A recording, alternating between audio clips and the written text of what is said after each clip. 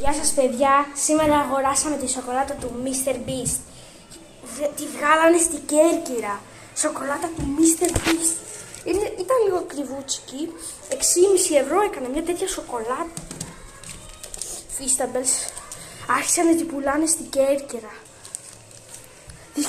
Πήγαμε σε ένα μαγαζί και τη βρήκαμε. Είμαστε με έναν φίλο μου εδώ πέρα. Θα τη δοκιμάσουμε. Άνοιξε την. Εμένα μου φαίνεται λίγο ακριβή τώρα. Σοκολατάρα! Feastables. Κοιτάξτε πώς είναι. Έτσι ήταν και στο YouTube. Κοίταγα πώς ο Πάνος, όλοι. Κάψουμε ένα κομματάκι, τέτοιο μικρό κομματάκι κόψε.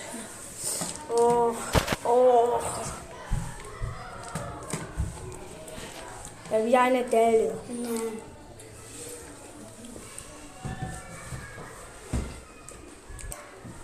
Καλά παιδιά. Σήμερα είσαστε μαζί μου και βγάλαμε βίντεο για Feastables σοκολάτα του Mr. Beast στην Κέρκυρα. Γεια σας!